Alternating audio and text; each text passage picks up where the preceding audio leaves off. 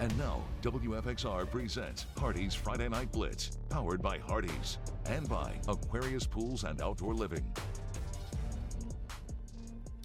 Yes. Good evening, everyone. I'm Jermaine Ferrell. Hoping your day is wonderful and blessed like butter. Let's get on a roll, baby, for week 4 of the Hardee's Friday Night Blitz. We have highlights from a dozen of games.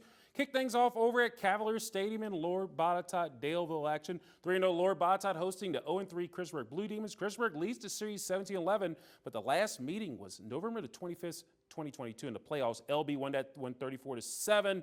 The last 4 meetings were all in the playoffs. The last regular season meeting got to go back to September 22nd. That was 2006. Christiansburg won at home 35-28.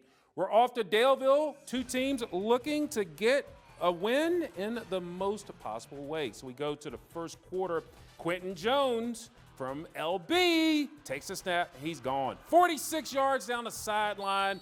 That's a touchdown. LB up 7-0. Second quarter on a 3rd and goal from the 2. Jeremiah Barnes passes Isaiah Cato in the end zone. Christiansburg down 21-7, but LB is rolling. How about Angel Rigney keeps it in for the TD. Heads to the locker room 35-7 at the half. LB goes to 4-0 with a 42-7 victory. Over at Vineyard Park, Roanoke Catholic Celtics, fresh off their bye week, looking for their second win on the season, hosting the Covenant School from Charlottesville. There was a Celtic Warriors sighting.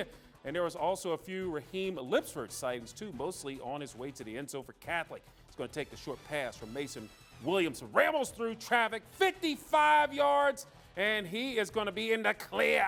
Touchdown, RC. Roanoke Catholic up 14-0, but the Celtic defense also strong. Senior Max Johnson. MJ comes with the sack of Covenant's Noah Estes. Next series on offense, guess who? Raheem Lipford again. Takes his time, hands off on the jet sweep, outrunning everybody to the zone, 50 yards. House call, he dives in for the score. Roanoke Catholic rolls tonight, 59-0 on the shutout. Go to the scoreboard, Alta Vista knocking off Blacksburg, 31-26. Dinwiddie keeps Salem winless, 42-0. And the first time Salem has been shut out since the 2013 state semifinals. JF goes to 4-0 with a 43-8 win over Liberty. And last night, Eastern Montgomery, they lost to Montcalm, West Virginia, 26-12. We're off to Cy Dillon Stadium in Rocky Mount as the Franklin County Eagles at 2-1 hosting the 3-0 Magna Vista Warriors. Series even at 13 games apiece. One of these teams going to take the lead in the series. How about Quincy Pruitt Ramsey gets away from the pack? He is going to have a reservation for 6 in the end zone, and the Eagles with an early 7-0 lead. And Magna Vista responds. Simeon Moore finds MJ Scott down, and that's going to tie the game at 7 after the PAT. Later on, it's Magna Vista's Ethan, put up your Dukes, who bulldozes through the end zone. The Warriors pull ahead 14-7 late in the quarter. About the Warriors, it is Mr. Morgan decides to just do it himself. Running to the glory end zone, bringing the Warriors up to 21. Eventually, that would be your final score, as it would be Magna Vista winning over Franklin County, 42-21. Brookville goes to 3-1 and takes the County Bell, 42-7 over Rustburg. Waynesboro wins a close win at Rockbridge County, 28-21. Bassett winning over Williamburg, knocking it from the ranks of the unbeatens, 44-35. And James River, they're 3-1 with a 50-0 win over Hidden Valley. Coming up on the Hardee's Friday Night Blitz with all your action, Ryan Moye joins us from highlights from the Star City Battle for the Noah C. Taylor Cup between William Fleming and Patrick Green, plus the Hill City Battle for the Jug, EC Glass taking on Heritage. Stick and stay, please. Now, Hardee's Friday Night Blitz Band of the Week.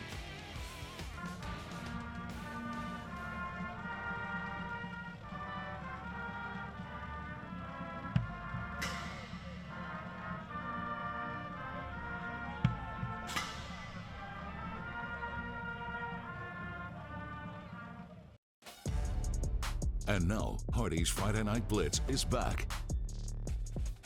What would a Hardee's Friday Night Blitz show be without Ryan Moye? He's in the house. I don't know what it would be. I know it. We need you, buddy. But anyway, you didn't have to go too far. You stayed in the Star City for that big rivalry between William Fleming and Patrick Henry. Oh, yeah, of course. You know, the Noah C. Taylor Cup on the line over at Merrill Gaynor Field. Patrick Henry leads the series 39-32-4. William Fleming won last year at home. Patrick Henry, 41-13 for their first regular season win in the series since 2014. Last week, William Fleming improved to 2-1 with a win over Salem. That was 34-13, Jermaine. Patrick Henry won at Franklin County, 36-14 to go. 3-0. That's pretty impressive. This is PH's first home game. Both teams, though, each have a shutout win on the season. Patrick Henry playing host to William Fleming at Gaynor Field. Boy, those black Junies look sharp. I know. First quarter, less than 50 seconds left in the quarter. DeMarion Purdue with the carry won't be denied. Hey, those black jerseys look nice. Comes up with the touchdown at 7-0. And the old school Patriot logo on the helmet, too. I know. Second quarter, though, look at this. In the red zone, Purdue with the carry again, finds the end zone again, gets the score. Patrick Henry up 14-0, but the Patriots they've only given up 2 touchdowns all season long. That's pretty crazy, Jermaine. PH goes 4-0 with a 14-2 win over William Fleming. Well, over at Bogle Stadium, Cave Spring and Tunstall meeting for the second time ever as the Knights looking for their first win while the Trojans trying to even their record at 2-2. First quarter, though, Cave Spring ball on the 35. Jaden Hollins with the handoff to Madden Babbage. Oh, my God. And that's a name we've heard for you. That's a Madden move. I know. Takes off all the way to the house for the score at 7-0 Knights. Few plays later, though, Knights back in the driver's seat. Hollins goes through the air to Cam Wilson. Nice. He's gone. He's gone, man. I don't even know where he is. House call. Yeah, look at that. That's 14-0. And the bushes look good, too, by the way. I know, right? Tunstall, though, trying to get something going. Ryan Seamus with the handoff to Aiden Totten, but he runs into a host of Knights, reverses field. But guess what? The ball comes out right there. Just like that. Oh, yeah. Cam Wilson able to recover it. That was a nice pop. Thank you. Literally. I'm trying. Yeah. Scores the touchdown. Cave Spring up 21-0. Second quarter, Cave Spring back on offense. Hollins with the pitch, but it's underthrown. J.R. Murphy scoops it up. Wow. Then he sees nothing but daylight. I know it's nighttime. I don't want an email. All the way to the house, untouched. You know, the right time is the nighttime. I know. Thank you. Mr. Untouchable right there. Knights up 28-0. Cave Spring wins this one 37-8. A wild day over in the Noke. Shout out to Cave Spring, though, being able to score on offense and defense. Also props to Coach Shepard and Knights for that's a pretty phenomenal win. Indeed. And they ended a 6-game losing streak, so that's a good thing there. Let's go to the scores, because we have scores, because that's how we roll around here. How about this? Carroll County, Carroll County, they're 3-1 with a 48-0 win over Fort Chiswell. Buckingham County winning over Appomattox 49-22. And down in Southside, Dan River getting that big win over Martinsville 28-22. Well, Ryan over at Bill Strong Field in Independence, Grayson County playing their first home game on the season, taking on 2-0 Floyd County. Well, for the Buffaloes, this is the first of 4 straight games away from Winford Beeld Field. Say that over and over again. That is going to be hard. Winford Beeld Field. You know what? He would chew you out. That's right. If you don't say it correctly. That's right. Trying to go 3-0 for the first time since 2017. When they went 4-0, the Blue Devils won last year's meeting in Floyd 42-15. We talked about, let's go to Independence. Blue Devils making a grand entrance in front of the home crowd for the first time this season. But we're going to pick up the action in the second quarter. The game's tied at 7, and senior quarterback Sam Phillips, he's going to break the plane from a yard out to put the Buffaloes in front for the first time today, 14-7. After a Grayson County field goal made it 14-8, how about Jack Leroy? First play of the drive, 70 yards. That boy gone. He's gone. And he made it 21-10, Floyd County. But the Blue Devils looking for an answer, and they'll get one. Sophomore Dazion Thompson is going to take the rock from 4 yards out. Less than a minute after that, made it 21-17. Right before the halftime, but 2 seconds left in the half, Ryan. Trickery. Oh, the trickery of Tim Cromer. Coach Cromer with a hook and ladder to Max Harris. 44 yards. It made it 27-17 Oh, my goodness. And Floyd County, they're 3-0 on the season with a 42-24 win. So shooketh. Well, a battle of unbeatens at Casey Field in Covington as the Allegheny Cougars hosting Stanton in their first ever Shenandoah District game with 16 seconds left in the half. Allegheny. That's a player of the week right here. Des Jordan, though, but it's intercepted by Stanton's Zalik Shepard for the second time to keep the score at 14-7. Allegheny back. Look at that, Allegheny at the break, With 5 minutes left in the quarter, Stanton takes a 21-14 lead on a touchdown run by Leon Woodard on a direct snap. With less than 7 minutes to go, though, in the game, Allegheny scores on a Des Jordan QB keeper. That's not, come on, man, that boy good. Cougars within one at 21-20. Allegheny goes for 2, and check this out, converts on a pass from who's that? I think it's Des Jordan. Who? Colton Jack. Des Jordan, Colton Jack to put the DJ to CJ. 22 21. Allegheny comes back to win it.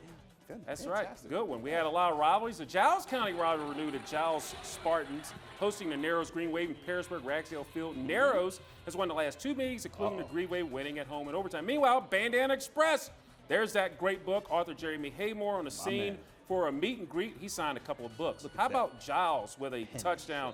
Jalen Miller, and you know if it's the Bandana Express guy, you're going to score 8-0 Giles. More Giles. Jalen made it. Miller time. Jalen Miller puts it in again, and that's going to be a touchdown. Giles up 16-0. And then how about Jalen Miller for the hat trick? He's going to score again. The single wing in full effect. 24-0, and in the end, in the rivalry game, Ryan, Giles takes it over Narrows, 38-8. We see Meanwhile, we go up to Livingston. Nelson County getting a lot of love now, 3-0 with a 50-22 win over Cumberland. Now, Galax, they had to forfeit their game to Radford due to injuries and a lack of players. Gate City, they get the win over Marion, 41-13, and it was Castlewood or at Northumberland or at Auburn. How about how good they are this year? 3-1, 54-16. Ryan looking good. That's right. And Northumberland 56-7 over Smith Mountain Lake Christian Academy. Wow. Coming up in the Hardee's Friday Night Blitz for all your action, we go to Viking Stadium tonight. Miriam Chamberlain has our game of the week. A pair of unbeatens battling Glenver Highlanders and the Northside Vikings. That's More Blitz a bad coming man up right on there. the other side.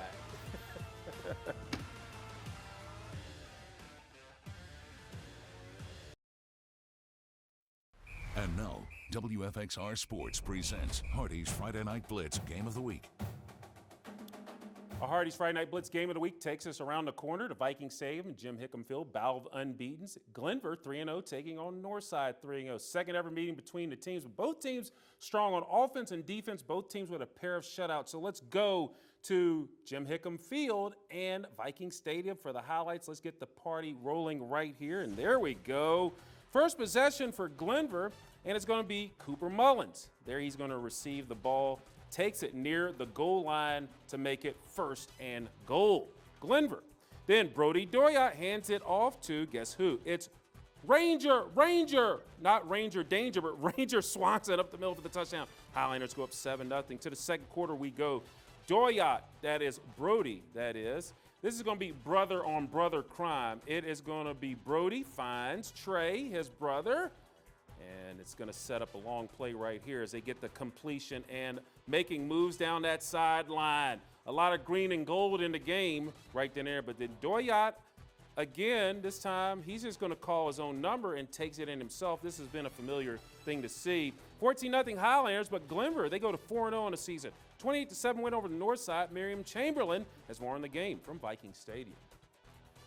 Well, this game could have gone either way. Both teams entering the matchup 3-0, wanting to remain undefeated on the season. But after 48 minutes of play, it is Glenver who came out on top 28-7 over Northside. After a 14-0 start in the first half for Glenver, the Highlanders kept their momentum in the second to go on a 28-0 run. Fourth quarter is when Northside got their first score, but it wouldn't be enough as Glenver's defense held them to just 7. To win games like this against really good teams, you got to play for 48 minutes. I felt like we did that last drive they scored on. I mean, they did a good job of executing. They've got a really good team. Coach Fisher's done a great job kind of resurrecting their program and getting them back in the right track. They're a good football team. They're going to win a lot of games. So we knew that going in. I think they could have beaten us. The score could have been, flipped, and it wouldn't have shocked me. So it's a big win. I mean, it gives us a statement of like how we are going to be for the rest of the season. We're looking great. I mean, it's just going to keep us strong, keep our momentum going, and we're not going to stop. Quarterback Brody Doyat felt comfortable in tonight's game plan, whether it was passing or running. We just had to see what was there, and I mean, our O-line was working, so we could definitely run the ball. So I mean, we just had to see what was there. It felt great. I mean, I always love running the ball, so I mean, just being able to do what I do is just a blessing. They're dogs. I mean, they know what to do. They're good at finding grass and just running north and south. So I mean, that's what we had to do that. Although it's still early in the season, the Glenver Highlanders are now 4-0, but they know they still have work to do come later this fall. Here at Viking Stadium, I'm Miriam Chamberlain, WFXR Sports. Back to you. Thank you so much, Miriam. Let's go back to the scoreboard. Northwood winning over Bland 42-14. George Wythe evening their record at 2-2, 48-7 over PH Lake Spring. Bath County winning over Tigers Valley, West Virginia, 56-8.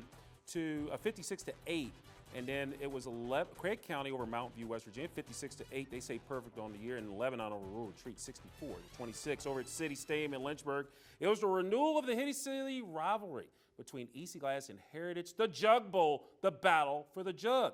Let's go to the second half. Glass already up 21-0, and Jeffrey Barnes for EC Glass trying to get back into the ball game for the Toppers, and he's going to do just that again. He's going to take the rock, and he's going to run a ways here. He's going to get that touchdown, cutting the Heritage lead to 21-6. But after that, Heritage still in control. Dominic Jones is going to get this pass from Slash, and he's going to go deep and wide open in the clear. Got it for the touchdown, 28-6, Pioneers. And then more Pioneers. David Bradley takes the rock, breaks through, and he is going to be gone. Has to be one of the biggest wins in this series in a long time. Heritage, they win the Jug Bowl for the third straight year, 49-6 over EC Glass. Meanwhile, staying in Lynchburg, the defending Class 3 champs in Liberty Christian, playing their first game in nearly 3 weeks, taking on Amherst County. We go to the action here. How about Jaden Cowart? Jaden Cowart takes the rock. He's going to go in there, picking up where they left off, running hard for the ball. That's a touchdown, and it's 7-0 LCA. More Jaden Cowart. Again, Jaden is going to take the ball, and he's going to take it to the house. That's going to be a touchdown, 14-0 LCA, and they go to 1-1 on the season with a 50-14 win over Amherst County. Our final sets of highlights takes us to Joel Hicks Field in Dobson Stadium for a battle between Pulaski and, of course, the Stanton River Golden Eagles. First meeting since 2014. This game was tied 21 at the half, but Stanton River, Patrick Chewing, he's going to keep the ball. He's going to plow in for the touchdown, 27-21 Golden Eagles. But in Stanton River, about Patrick Chewing. Goes to the air and hooks up with Grayson Sheets. Nice catch. That looked like Ryan Moye catching the ball out there. Making it 35-21. And in Stanton River, they went to the air, they went to the ground. But let's get another ground play here. How about this? Cameron Sheets is going to fake out TJ George. The reason why is, look, yep, there he is. He's gone for the house. That is going to be a touchdown. And it was all Stanton River in the second half. They take control, and they win 42-21. Let's go to the scoreboard. Perry McClure bouncing back from the loss last week, winning over Stonewall Jackson. East Side over Chilhowie. It was North Cross winning big over Atlantic Christian Shores. St. Anne Belfield over Virginia Episcopal. And Randolph Henry getting the win over William Campbell. And now, WFXR presents Hardee's Friday Night Blitz Player of the Week. Well, this week's athlete always seems to find the end zone. Not only did he rush for over 300 yards, but he also had 3 touchdowns as well in his team's 35-7 win over Perry McClure last Friday. Now, he has been in this position before, and he is back. And guess what? He is your player of the week. Gavin Benz, running back, James River High School. We just came out and executed, ran the ball well, did well on defense, and just made plays all over the field with like everybody as a whole. And then we just came out on top in the end. You know, I got to shout out my O-line for making holes and lanes for me, and then when I see it, I just hit it, make a guy miss or two, and just find myself in the end zone. What does it mean to you when you put that nice jersey?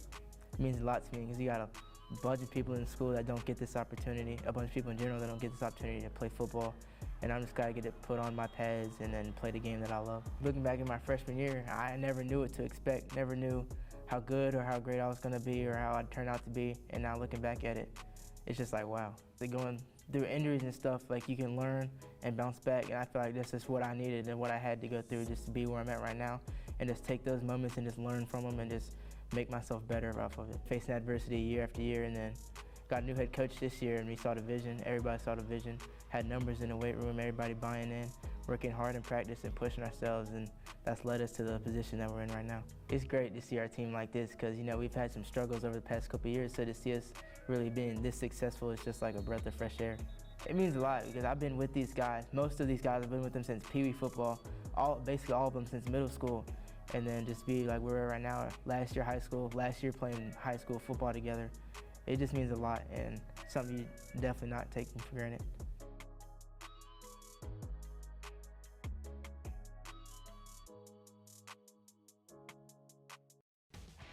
And now, Hardee's Friday Night Blitz Aquarius Pools Splash Play of the Week, sponsored by Aquarius Pools and Outdoor Living. Ryan Moye, it's splash time for our play of the week. How about the hook and ladder? Max Harris getting it done. And he's going to take it to the house. That's a 44-yard score in leading Floyd County. They're 3-0 as they get the win. Oh, I know Coach Cromer is happy. Yeah. That is fantastic. I think Coach Cromer pulled that from the back of the playbook. That's something. Yeah, I know. Facts. Good deal. You're not wrong on that one. But that was fantastic. That was fantastic. Shout out to the Buffaloes. Yeah, they're looking good. We have a lot of good teams looking real good. PH with that big win. I mean, Cave Spring. Cave Spring getting off the schneid. So a lot of impressive things. But guess what, Ryan? That does it for this edition of the Hardee's Friday Night Blitz. So if you missed any of the show, we'll have it for you momentarily on WFXRTV.com. So for Ryan Moye, Jermaine Ferrell, that's me, Miriam Chamberlain, the entire staff who helped us out tonight. We hope all of your teams are winners. Have a wonderful and blessed night and weekend, everybody.